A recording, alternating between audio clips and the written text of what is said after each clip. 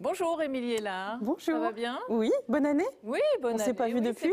C'est vrai, on ne s'est pas encore vu. Donc c'est la première chronique 2019. C'est ça. Voilà, donc et vous attirez notre attention aujourd'hui sur une pratique assez banale, les notices d'utilisation sur Internet. On aurait tendance à tous aller rechercher un peu un mode d'emploi qu'on n'a pas parce qu'on a acheté avec l'appareil, enfin pas avec l'appareil, mais on l'a reçu, on s'est dit... Ça évite de les avoir chez soi et d'avoir des caisses de notices. Et donc on trouve tout aujourd'hui sur Internet, mais parce que bien sûr il y a un... C'est magnifique. Émilie, donc c'est quoi alors? Avec moi il y a toujours des mais. Oui, qu'est-ce qui se passe? Le mais, c'est que voilà, vous souhaitez acheter une seule notice pour un appareil, vous payez, c'est pas très cher, 25 centimes, vous dites super, bon voilà. Sauf que vous la recevez pas, donc déjà ça pose souci. Et que deux, quelques semaines après, vous vous rendez compte que, il y a un prélèvement qui est passé là, pas de 25 centimes, mais aux alentours de 50 €. Et puis qu'en fait, vous avez souscrit un abonnement. Et là, vous comprenez pas, bien évidemment. Ça, on le voit pas. En fait, on fait des manipulations et ça se voit pas. On n'a pas coché une case, rien du tout. Sûrement, mais vous n'avez pas fait attention. Les consommateurs n'ont pas fait attention que c'était sûrement déjà coché et que effectivement il y avait l'information dans les petites lignes. Vous savez, en plus sur Internet, on lit encore moins les petites lignes, comme quoi après les 25 centimes de payer, vous avez un abonnement.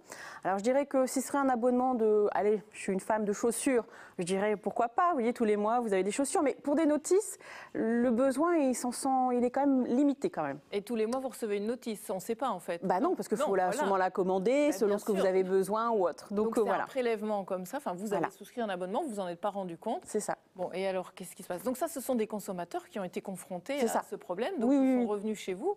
Voilà, ils ont fait part dans les forums, etc. de ce problème-là et de la difficulté, tout simplement de se faire rembourser parce que 50 €, ça fait un peu cher là la notice quand même. Alors quels sont les droits donc pour les consommateurs? C'est là où c'est un petit peu plus compliqué parce qu'on se dit achat sur Internet, je l'ai déjà dit, droit de rétractation, 14 jours, etc. Eh bien non, parce qu'en fait en général, les produits que vous recevez, c'est un produit dématérialisé, vous recevez en forme de PDF par exemple, et donc ça c'est une exception, il n'y a pas de droit de rétractation.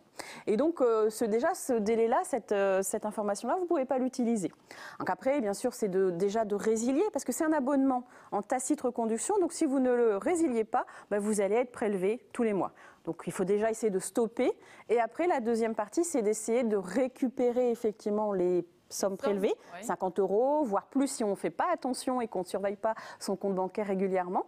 Et donc là, il faut effectivement contester l'abonnement auprès de la société, bien évidemment. Mais moi, je dirais que d'aller directement voir sa banque, ça peut être une bonne idée, et de contester l'abonnement, puisque c'est vraiment un abonnement qui est imposé. On peut même tenter de l'annuler parce qu'il n'y a pas eu l'information claire sur le prix, sur la durée du contrat. La banque peut faire ça? Alors la banque, effectivement, il y a un article du Code monétaire et financier qui permet, lorsqu'il y a effectivement une somme qui n'est pas due parce que vous ne l'avez pas commandée de manière express et vraiment claire. La banque ne va pas dire, mais vous êtes allé sur Internet, donc vous avez... Non, c'est à vous de le dire. Ce prélèvement daté de il y a 3 semaines, par exemple, je demande effectivement le remboursement. C'est un prélèvement indu. Voilà. La banque n'a pas besoin de savoir plus. Après, ça ne règle pas le problème avec l'entreprise, on est bien d'accord. Mais avec l'entreprise, je dirais que ça, on peut vite en faire notre affaire, si je puis dire, parce qu'il n'y a pas eu d'information précontractuelle. Limite, il y a des pratiques commerciales, voire trompeuses. Voilà. Et voilà, c'est ce qu'on dirait. L'escroquerie, c'est si jamais vous n'avez pas reçu la notice et qu'en plus, en gros, on vous incite à prendre des abonnements.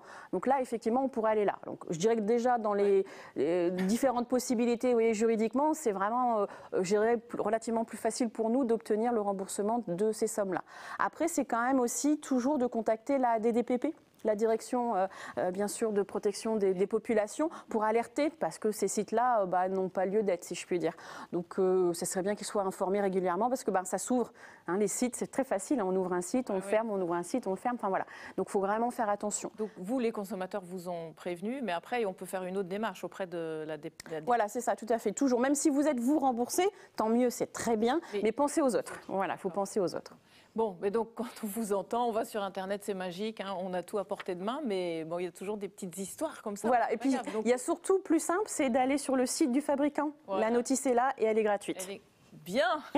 C'est mieux. On va terminer là-dessus, sur cette bonne note et cette bonne information.